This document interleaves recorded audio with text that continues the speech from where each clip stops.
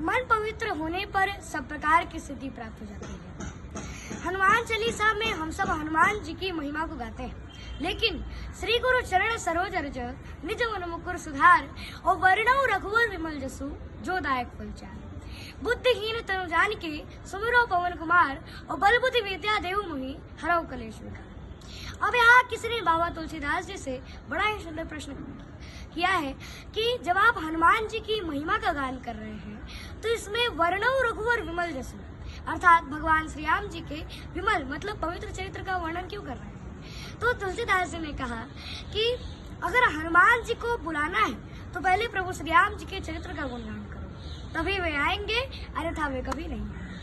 और ऐसे भी हमारे प्रभु श्री राम जी के चरित्र का गुणगान करने पर मन पवित्र हो जाता है और मन पवित्र होने पर सब प्रकार की सिद्धि प्राप्त हो जाती है। जब विश्वामित्र जी ने राम जी से कहा कि हे राम, तुम अपने चरण रज से शीला नारी अहिल्या का उद्धार करो, तब भगवान श्री राम ने कहा कि हे गुरुदेव, आप तो हमसे बड़े हैं और गुरु तो महान होता है, इसलिए आप ही चरण छुआ दे।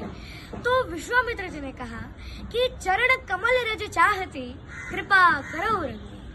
अर्थात हे राम, बात यहाँ बड़े छोटे की नहीं है, मैं तुम्हारा गुरु, ये बड़ी महिमा है, पर ये अपने अपने डिपार्टमेंट की बात होती है राम। कहीं कहीं चेले की महिमा भी अधिक होती है। बात यहाँ ज्ञान की नहीं है राम।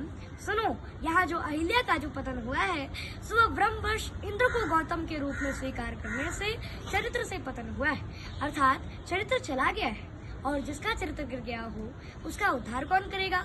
उसका उद्धार वही करेगा जो चरित्र से पवित्र हो, अर्थात जो चरित्र से कभी न गिरा हो। और एकमात्र चरित्रवान तो केवल तुम ही हो राम, और कोई नहीं। क्यों? जब मन में विकार आ जाता है पर हम ज्ञान वैराग्य के बल पर संभल जाते हैं। पर तुम तो ऐसे हो राम कि मोहे अतिशय प्रतीत मन केरी, जागृत की कौन कहे जो सपने ऊपर नारी नहीं। ऐसा विमल चरित्र तो केवल श्री राम का है, इसलिए हे राम, तुम अपने चरण से शीला नारी अहिल्या का उद्धार। श्री गोस्वामी तुलसीदास जी ने रामचरितमानस में लिखा है कि युगुत वेद गुण कोई है रामचरित वर्ता। वर माने श्रेष्ठ और ताग मतलब धागा। और कवियों की कविता होंगी कविता मुक्ता मणिचार, और कवियों की कविता मोती। अब यहाँ किसी ने बाबा तुलसीदास जी से लिखा है, अब यहाँ किसी ने बाबा तुलसीदास जी से पूछा है कि मोती कीमती होता है धागा। फिर तुलसीदास जी ने कहा कि मोती कीमती तो मोती होता है। फिर उसने पूछा कि कवियों की कविता कीमती है या राम जी का चरित्र। फिर तुलसीदास जी ने कहा कि प्रभु का चरित्र ही कीमती है। राम, तुम्हारा चरित्र स्वयं ही काव्य है, कोई कवि बन जाए सहज सुभाव है। मैथिली शरण गुप्त जी की यह पावन पंक्तियां सचमुच श्री राम जी के चरित्र की ही विशेषता है। अब प्रश्न है कि तुलसीदास जी ने कवि की कविता को मोती क्यों बनाया, धागा क्यों नहीं? अब यहाँ तुलसीदास जी का विचार तो देखिए कि उन्होंने कहा कि मोती में छेद होता है, छिद्र होता है, परंतु हमारे प्रभु श्री राम जी के चरित्र में कहीं भी छिद्र नहीं है। और उनका चरित्र जो है सो धागे के समान अनंत है। हरि अनंत हरि कथा अनंता, कहे सुनहिगा वही श्रुति सुनता। राम जी अपने आप में अद्वितीय है, निरुपम उपमा, आन राम समान राम निगम कहे।